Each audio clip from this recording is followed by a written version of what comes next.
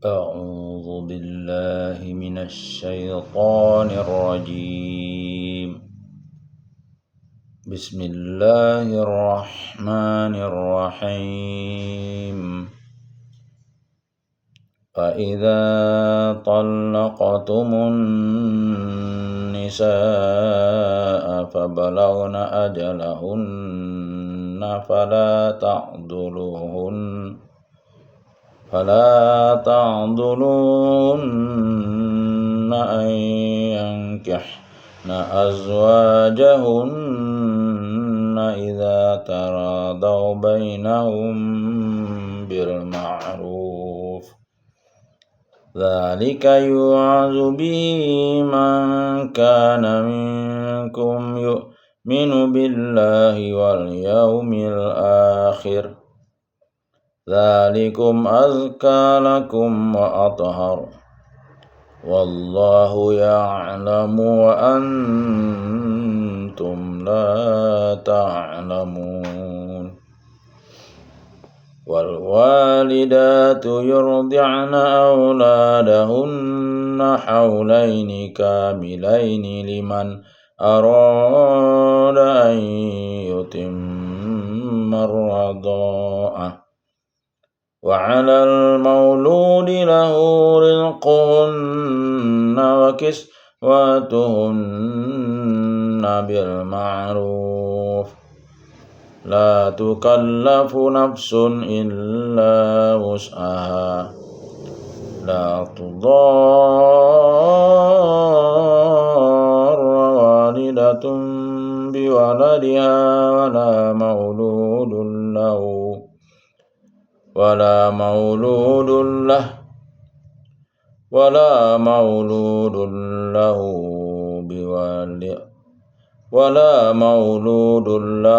بولده، وعلى الوارث مثل ذلك.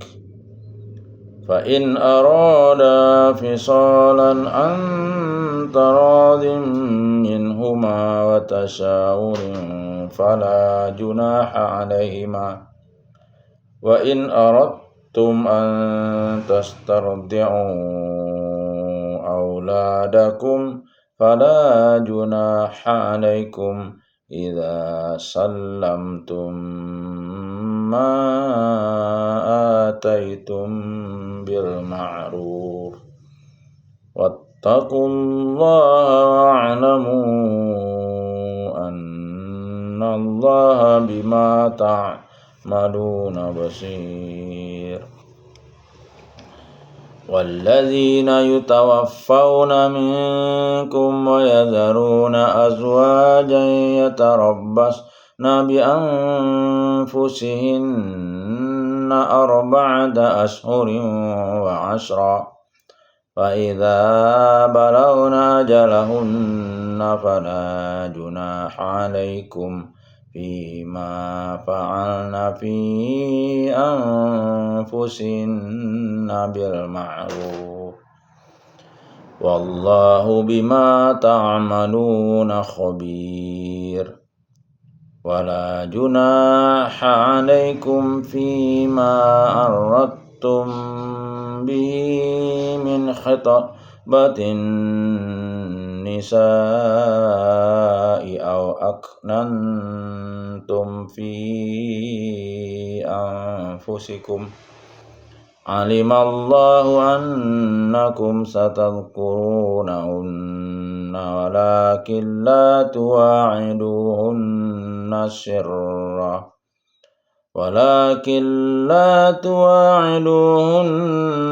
سرا إلا أن تقولوا قولا معروفا، ولا تعزموا عقدة النكاح حتى يبلغ الكتاب أجله، واعلموا أن الله يعلم ما في أنفسكم فاحذروه، واعلموا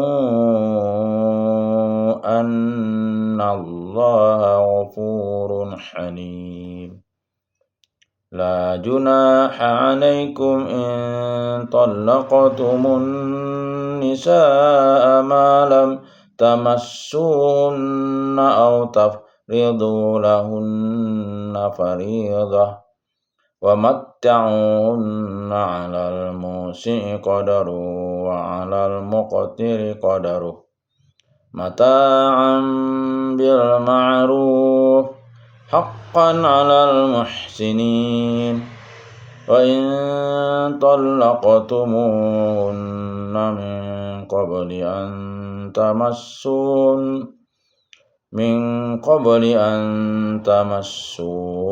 وقد فرضتم لهن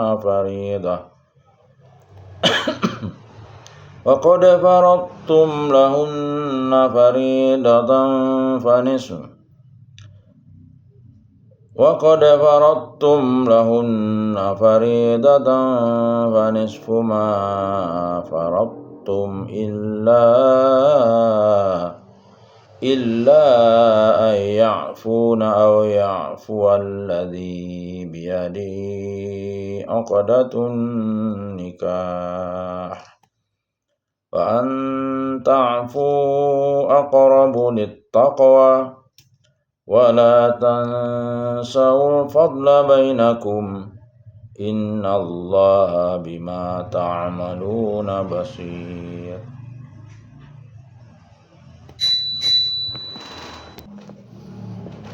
حافظوا على الصلوات والصلاة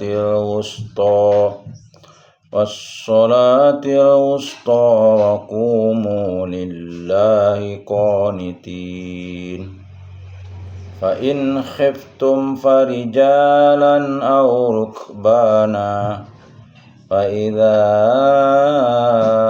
أمنتم فاذكروا الله كما علمكم ما لم تكونوا تعلمون والذين يتوفون منكم ويذرون أزواجا وصية لأزواجهم متاعا إلى الحول غير إخراج فإن خرجنا فلا جناح عليكم فيما فعلن في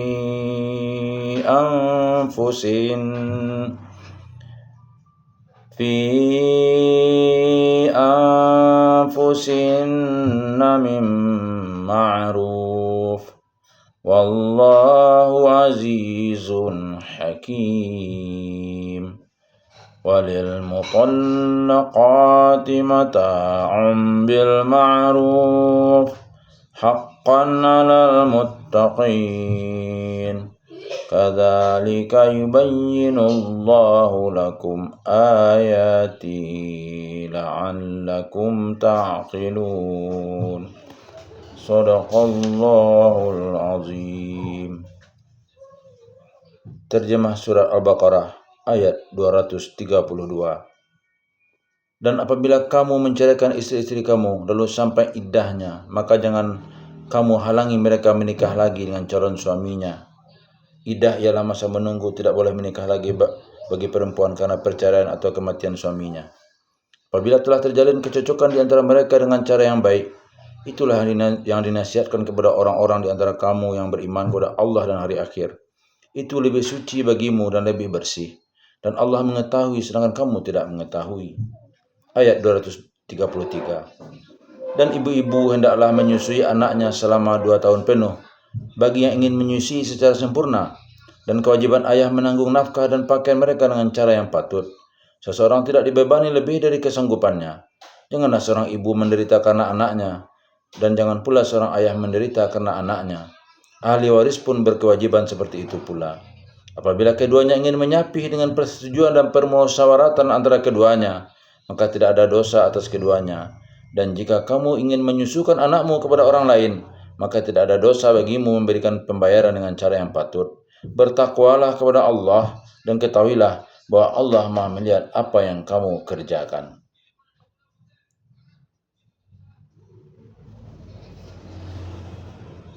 Asbabun Nuzul ayat 232.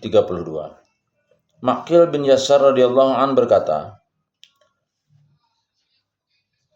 ayat ini diturunkan berkenaan dengan saudara perempuan iparku yang hendak dirujuk suaminya setelah masa iddahnya berakhir, akan tetapi aku melarangnya, padahal Allah mengetahui bahwa pasangan suami istri tersebut masih saling mengharapkan. Hadis riwayat Bukhari, Abu Daud, dan Tirmizi. Ayatnya adalah, dan apabila kamu menceraikan istri-istri kamu, lalu sampai iddahnya, maka jangan kamu halangi mereka menikah lagi dengan calon suaminya. Apabila telah terjadi kecocokan di antara mereka dengan cara yang baik, itulah yang dinasihatkan kepada orang-orang di antara kamu yang beriman kepada Allah dan hari akhir. Itu lebih suci bagimu dan lebih bersih, dan Allah mengetahui sedangkan kamu tidak mengetahui. Hadis seputar ayat. Dari Abu Hurairah radhiyallahu an, Rasulullah SAW bersabda, wanita janda tidak boleh dinikahkan sebelum dimintai pendapatnya, dan wanita gadis tidak boleh dinikahkan sebelum dimintai izin darinya. Para sahabat bertanya, ya Rasulullah, bagaimana izinnya? Beliau menjawab, ia diam. Hadis riwayat Bukhari dan Muslim.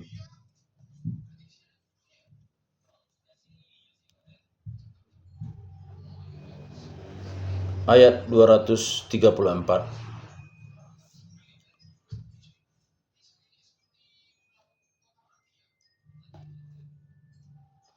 Dan orang-orang yang mati di antara kamu serta meninggalkan istri-istri, hendaklah mereka istri-istri menunggu 4 bulan 10 hari.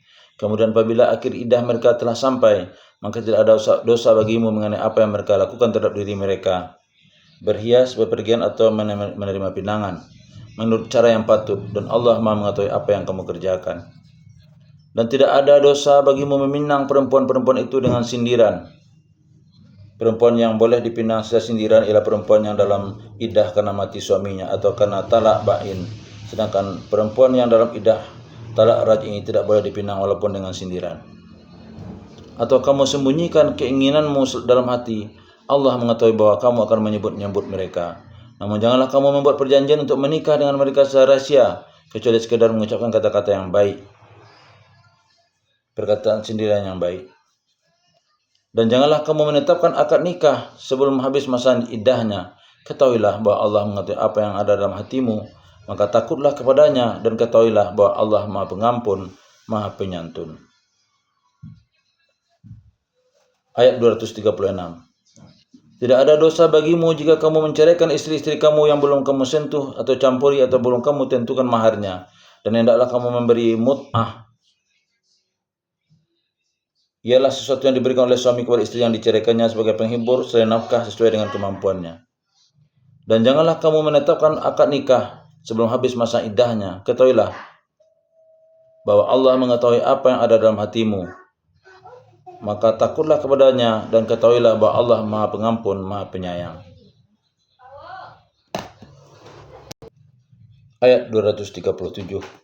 Dan jika kamu menceraikan mereka sebelum kamu sentuh atau campuri, padahal kamu sudah menentukan maharnya, maka bayarlah 1/2 dari yang telah kamu tentukan, kecuali jika mereka membebaskan atau dibebaskan oleh orang yang akad nikah dari tangannya, ialah suami atau wali. Kalau wali yang membebaskan, maka suami dibebaskan dari membayar separuh mahar, sedangkan kalau suami yang membebaskan, maka dia membayar seluruh mahar.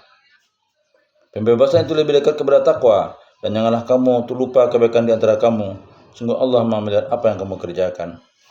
Hadis seputar ayat 234.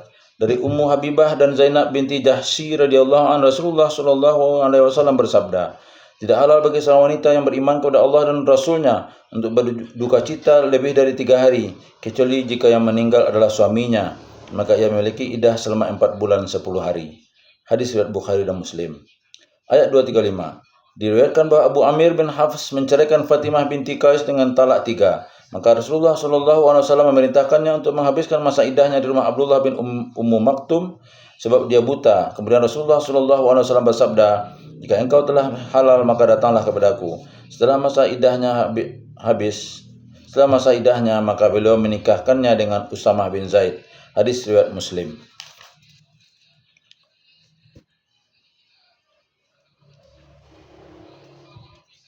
Ayat 238. Peliharalah semua solat dan solat usta. Solat usta menurut hadis yang sahih adalah solat asar. Dan laksanakanlah solat karena Allah dengan khusyuk. 239. Jika kamu takut ada bahaya, solatlah sambil berjalan kaki atau berkendaraan. Kemudian apabila telah aman, maka ingatlah Allah. Solatlah sebagaimana Dia telah mengajarkan kepadamu apa yang tidak kamu ketahui. Ayat 240. Dan orang-orang yang akan mati di antara kamu dan meninggalkan istri-istri, hendaklah membuat wasiat untuk istri-istrinya, yaitu nafkah sampai setahun tanpa mengeluarkannya dari rumah. Namun jika mereka keluar sendiri, maka tidak ada dosa bagimu mengenai apa yang mereka lakukan terhadap diri mereka sendiri dalam hal-hal yang baik. Allah Maha Perkasa, Maha Bijaksana. Ayat 241. Dan bagi perempuan-perempuan yang diceraikan, hendaklah diberi mut'ah menurut cara yang patut sebagai suatu kewajiban bagi orang yang bertakwa. Ayat 242. Demikianlah Allah menerangkan ayat-ayatnya kepadamu agar kamu mengerti. Asbabun Nuzul. Ayat 238. Zaid bin Arqam radhiyallahu an berkata, dahulu kami biasa berbicara dengan orang lain pada saat solat berjamaah hingga turunnya ayat, dan dirikanlah solat dengan khusyuk. Ayatnya adalah, peliharalah semua solat dan solat usta, dan laksanakanlah solat qada Allah dengan khusyuk. Ayat 240. Muqatil bin Hayyan radhiyallahu an berkata,